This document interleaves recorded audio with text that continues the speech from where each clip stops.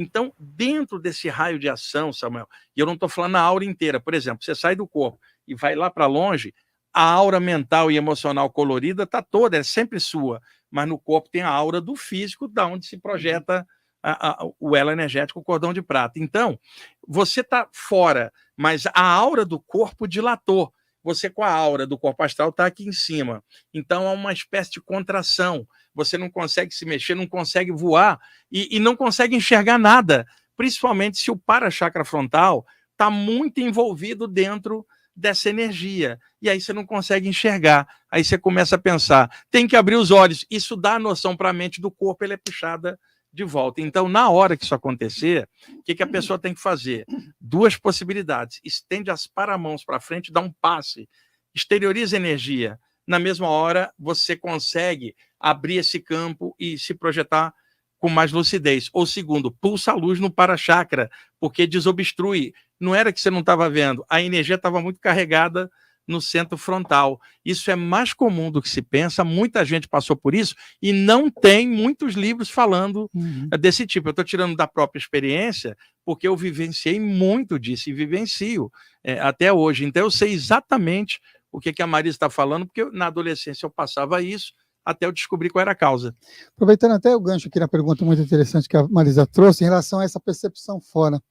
No caso dela, tudo escuro. E aquela pessoa pode estar em experiência e ver tudo claro, mesmo sabendo que é noite, que está fora do corpo de noite, e ver tudo claro como se fosse dia. Exatamente.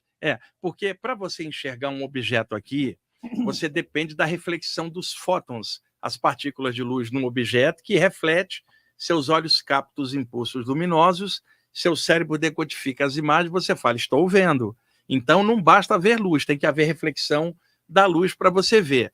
Samuel, desde o momento que você está fora do corpo e o corpo está de olhos fechados, não tem como o corpo enxergar nada, está no escuro e, além disso, os olhos estão fechados. Você está aqui em cima.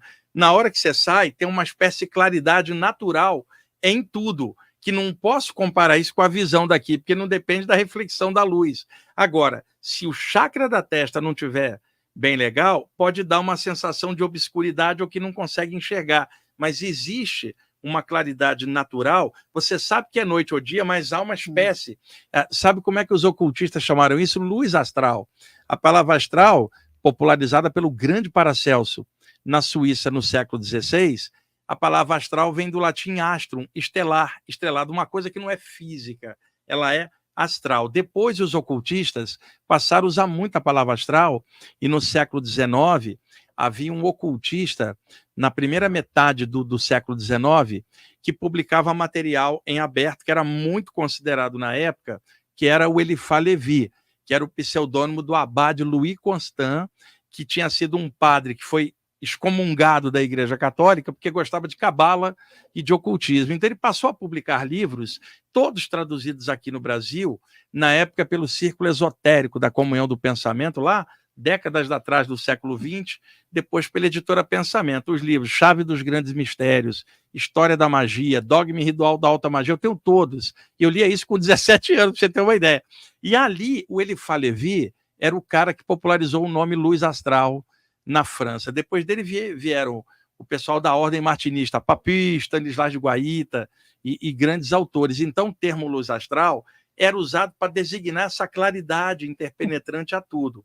Quando a literatura de projeção astral surgiu no século XX, outras pessoas tendo saída começaram a narrar, mas já fora do contexto ocultista. E aí já se narrar que havia uma luminosidade natural, e aí isso se torna normal nessa área.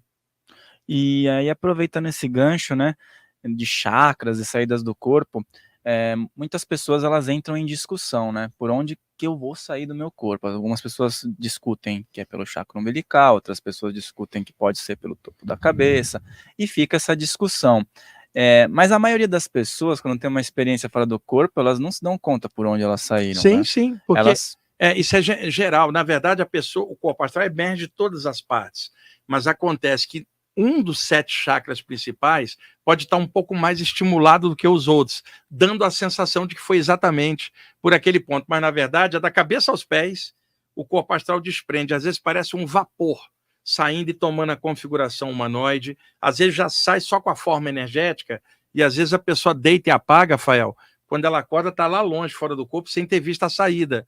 Foi uma saída inconsciente, ela despertou no meio e voltou, encaixou no corpo e acordou 1 hora depois e lembrou, por exemplo. Então, existem vários níveis de saída, inconsciente, consciente, semiconsciente. Agora, para quem trabalha com bioenergia e chakras, sempre vai ter um chakra que a pessoa acha para ela que é o mais sensível. Para a maioria, sem dúvida, é o frontal, talvez porque é ligado ao sentido da visão.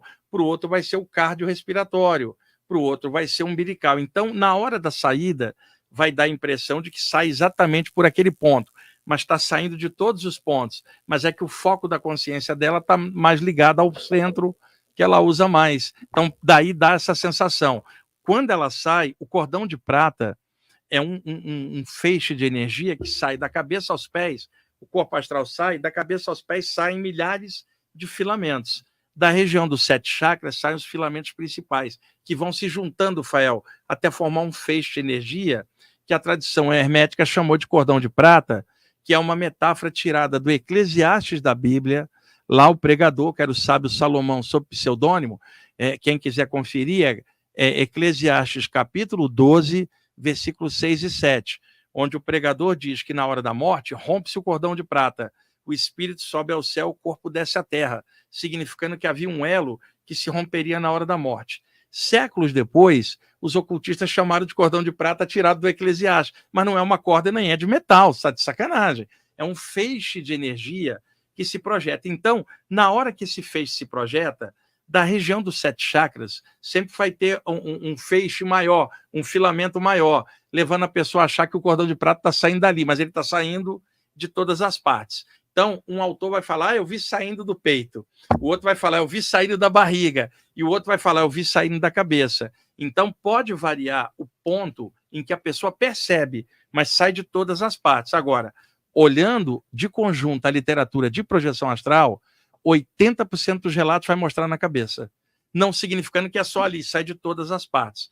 Isso é importante. E outra coisa, às vezes a aura dilata, dando aquela sensação de balonemã, e a pessoa se sente flutuando como um todo. Raramente ela vai falar, eu saí por chakra tal, porque a sensação ela é muito geral, tá? E muita gente acabou confundindo isso. Alguns autores falaram, mas sai daquele ponto que eu vi, mas o outro viu de outro lugar. Porque pode ter alguém que tem saída do corpo, mas não tem visão de conjunto. Acha que toda saída vai ter o padrão dela, pro resto do universo, quando cada um é de um jeito. Por isso o estudo de conjunto, para a pessoa entender na média como é que aquilo acontece. E outra coisa, uma pessoa pode ter uma saída do corpo, não significa que ela é avançada espiritualmente, porque as pessoas saem do corpo durante o sono, e ela é lá fora o que ela é aqui.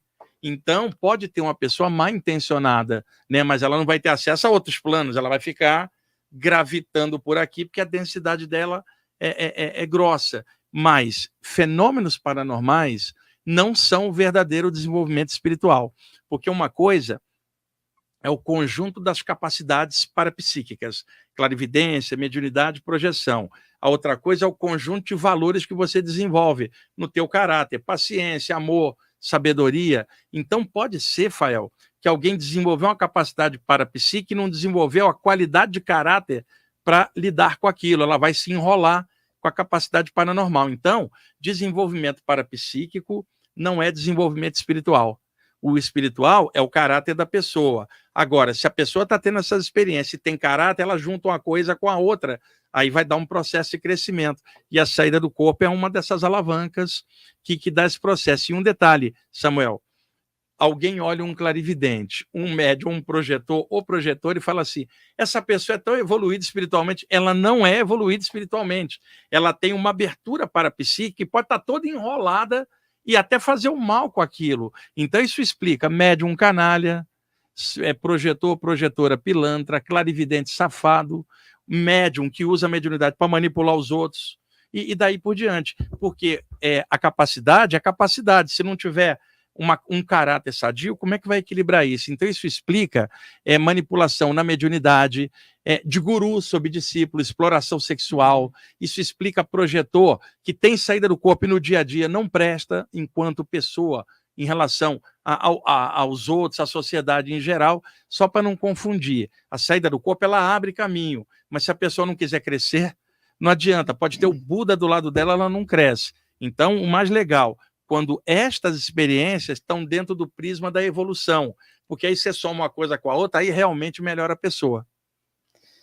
Beleza, olha aí, Pri, respondi. Se você está aqui, eu te convido a assistir o vídeo mais recente do canal Casa Filhos do Todo, que está aqui na descrição. Inscreva-se também por lá. Lembre-se de deixar o seu like aqui nesse vídeo, de se inscrever nesse canal, e se você gostou desse corte, o episódio completo está aqui na descrição. Ah, e também se inscreve lá no nosso canal oficial, Filhos do Todo, para você acompanhar as outras entrevistas. Farrell Molina falando, um grande abraço.